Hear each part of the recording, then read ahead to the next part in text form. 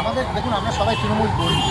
এবার এই এসআইআরের পদ্ধতির মধ্যে যে প্রক্রিয়া চলছে, এটা তো আমরা সহযোগিতার জন্যই পাশে রয়েছি সবার, যাতে ঠিকঠাক এনুমিনেশন ফর্ম বিলি হয়, সেটা ঠিকভাবে জমা হয়, সেটা যাতে আপলোডেড হয়, সেই জন্যই আমাদের যাবতীয় যেভাবে সাহায্য করা উচিত আমরা তার সেইভাবেই সাহায্য করছি।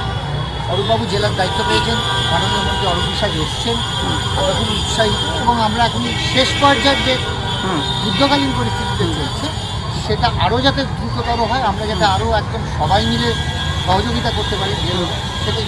সব জায়গায় দায়িত্ব দেওয়া বিধায়ক, এখানে উত্তরপাড়ায় ব্যতিক্রম কেন হয়েছে, কি মনে হয় আপনার?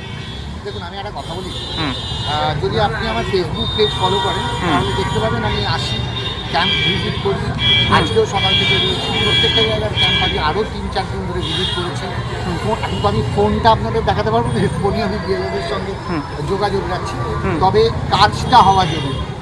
আমার মনে হয় কাজটা হওয়া জরুরি, সাধারণ মানুষের ভোটাধিকারের নামটা তালিকায় তোলা জরুরি। আপনার বিধানসভা এলাকার মানুষদের উদ্দেশ্যে কি বলবেন এই এশিয়ার সংক্রান্ত বিষয়? দেখুন, আমরা সবসময় সর্বতোভাবে চেষ্টা করছি যাতে সব মানুষ, সব বৈধ ভোটারের নাম যাতে তালিকাভুক্ত হয়, এবং তার জন্য যেভাবে যতটা মানে এসআইআর ক্যাম্প থেকে শুরু করে ভোট অধিকার রক্ষা ক্যাম্প থেকে শুরু করে আমাদের ওয়ার্ড রুম, প্রত্যেকটা জায়গায় সব কর্মীরা সজাগ হয়ে রয়েছেন যাতে একটা বৈধ ভোটারও যাতে অবৈধ না হয়।